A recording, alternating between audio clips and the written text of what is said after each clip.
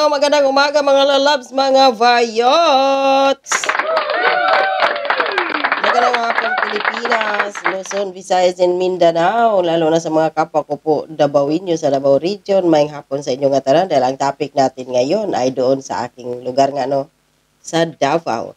So, sa mga kapwa ko din OFWs around the world, hello, magandang araw po sa inyong lahat. Mega love shoutout. At kung bago lang po kayo sa aking YouTube channel, huwag po kalimutan mag-subscribe, like, at share kung magustuhan po ninyo aking videos. Ito na. Dahil sa inis ni Mayor Basti Duterte sa mga bulok na mga pulis na pinadala ng ating bulok na presidente, ay, nagalit si Basti Duterte at nagbanta. Pag makita daw niya ito si General Torre, General Nicolas Torre, sasampalin daw niya. Mayor Basti, manampal ng General, botang yung Mayor.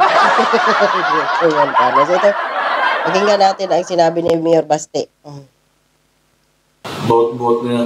O sa isa ka bulan sa diri sige daw, unsa nahimo sa 3-minute response? Has anything changed? Nanay na usab.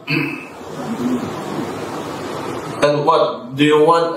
Does he want us to expect na pag-abot sa after a few months tungod sa iyang giingon yan, ang 3-minute response, mahuman na ng problema na, then show us. How ka?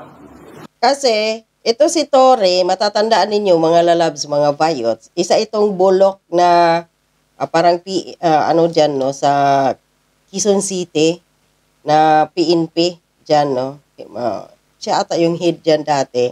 Matatandaan ninyo yung nag-viral na siklista na tawag dito, yung kinasahan ng baril ng isang dating pulis na upaw. Upaw yun siya na parang sinaw na siupaw.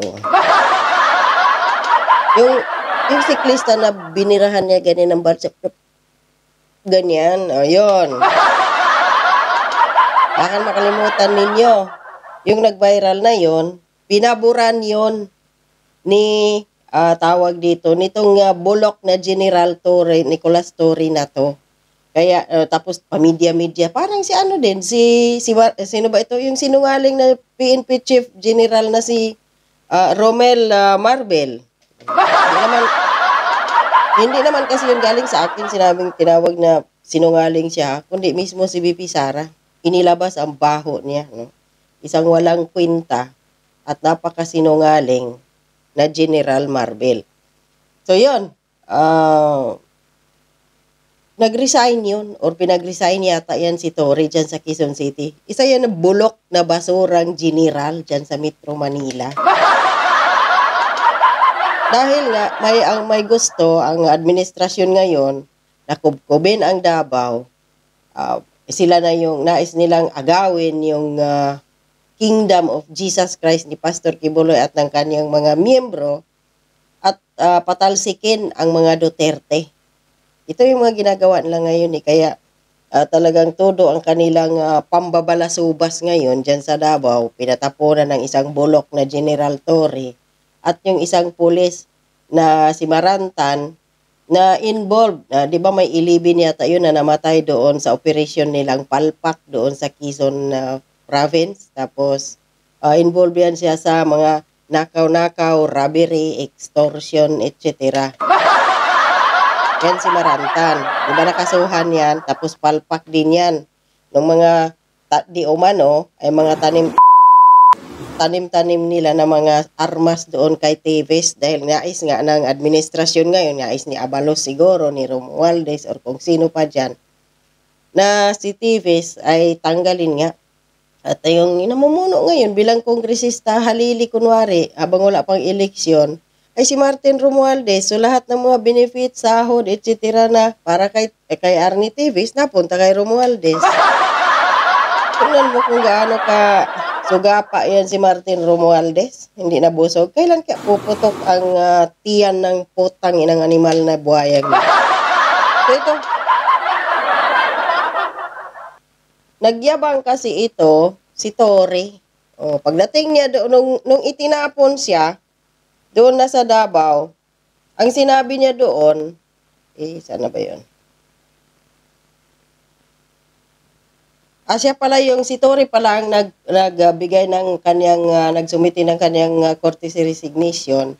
Matapos yung binigyan niya itong si Boplax, itong si Upaw, ito, yun, yung nanutok ganyan. Ito yun siya. Sandali. Nanutok ito ng siklista. Huwag ninyo itong kalimutan. So, nagpatawag pa ng special na press conference. Binigyan pa niya ito ng pagkakataon. So, magkano ginastos dito ng PNP, ng Quezon City na tawag niya ng press conference dito, no? So, dahil binatikos siya, kaya nag-file siya ng courtesy resignation. So, pagdating niya sa Davao, ito, sana ba yun? Ang hirap naman kasi ng cellphone na to, masyadong maliwanag. Nagpa-press-con ulit siya doon. Sabi na dito sa Davao, walang rumble. Wala naman talagang halos nag-aaway doon. Isa nga sa tinaguriang safest city, hindi lang sa buong Pilipinas or sa buong ASEAN na region, part ng ASEAN, ang Davao City. Talagang wala doon. Alam mo di ba doon sa amin? Magulo lang doon sa baryo namin kapag may lasing doon na sumisigaw. Maliban dyan, wala na. At umabot na ng 50 ang edad ko, wala pa akong doon sa, alhamdulillah, no? Thanks God, dahil sa aming baryo, na involved doon sa mga nakawan, ng mga tawag dito, patayan, rape, wala ng ganyan. Doon yun banda sa Occidental. Bihira naman kasi ang may kaso doon sa Davao. Yun lang mga dati napapabalita na may mga tagtadgang, may mga kulto-kulto. Ayun, mga ganyan. Ewan ko kung totoo din yan. Dati rebuild. Pero ngayon wala na dahil yung mayor, governor doon na Bautista, maganda din yung performance nila. So yun, peaceful din ang Occidental.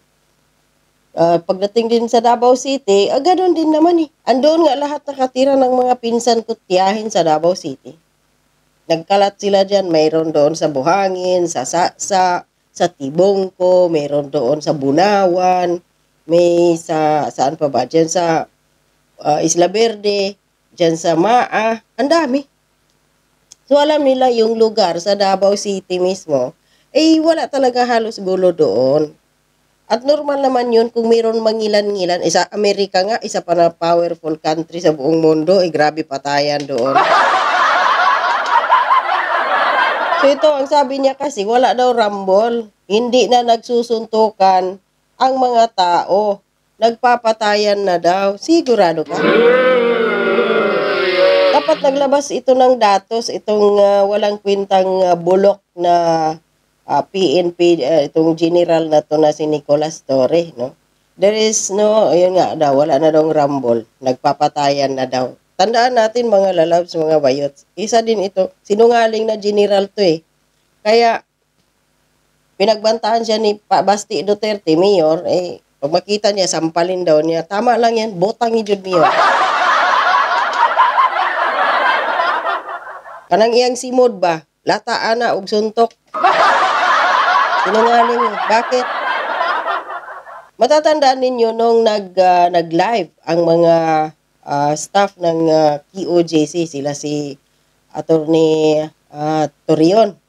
Di ba nabanggit doon ni Attorney Torion na si Colin Canada ni-raid ang kanyang bahay at hinuli siya doon sa isang subdivision sa Davao. So agad daw niyang tinawagan ito si General Torre. Hindi daw sumasagot. Next. Mayroon pa nga yung sinasabi, nag-deny yan na hindi daw totoo na nahuli si Colin Canada. Colin or Colin, basta something ganyan. Fake news daw yun. Pumunta pa si Attorney Torion doon sa opisina niya sa Buhangin. Sinabi din daw doon ng staff niya dahil hindi niya naabutan pala, dinala pala nila ito si Colin Canada doon sa hotel. Hindi nila dinala sa presinto dahil illegal nga ang paghuli nila dito kay Colin Canada. sa hotel pinatira si Colin Canada. Doon pinatulog. Kinabukasan, umagang flight papuntang Manila, Metro Manila, dinala doon sa Camp Crame. So, by that time, nung pumunta doon sa Atty. Toriano, fake news daw, ganyan, nagsinungaling si Tory. So, kaya, kung ako kay Mayor Basti Duterte, kung may sampalin man siya sa part ng kanyang mukha, yung bunganga, sinungaling, nag-deny pa ang pisting yawa, no? O yun, ako, sabi pa ni Boss Dada, dahil nakapanood ako sa kanyang live kagabi, abay, isa daw ito siyang INC. Ako wala akong problema sa relihiyon, no? Bahala hindi magrambulan, relihiyon. Pananampalataya ng bawat isa, nire-respeto ko yun. Yung kanyang sinasabi daw doon, na kanya pang kinukumbinsi si Colin Canada, na umanib na daw sa iglesia, pero tapos gawin daw siyang star witness, ganyan. Di umano. Narinig ko lang naman yung kay Boss Dada. So, hindi maganda yun. Wala kang respeto sa pananampalataya ng iba. Kung ikaw kaya din. Sasabing umanib ka sa KOGC.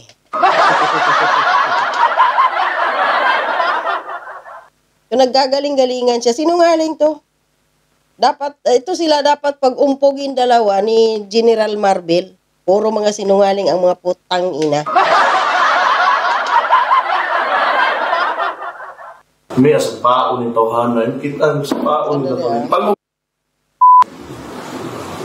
May as paon ng tawhanan, kita sa paon ng tawhanan. Pag mo palang ni Scott, paon yun ako. Sarap daw sampalin ni General Torre. Pag makita kita, sabi niya, pag makita ko yan, sampalin ko talaga yan dahil pangarap ko talaga makasampal ng isang general. Botang ni Mayor. Tuwala jud Mayor ha, ang pagsagpa ng tiguang nga animal.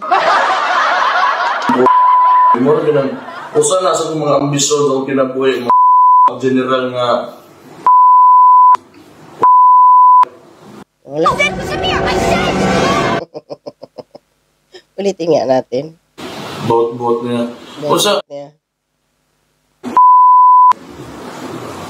May as Sandali. how ka? Magaling man daw kaya ka. May as paon ng tawhanan, kita sa paon ng tawhanan. Pag mo palang ni Scott, paon yun ako ng moro ganun. Usa na sa mga ambisyon o kinabuhi mga general nga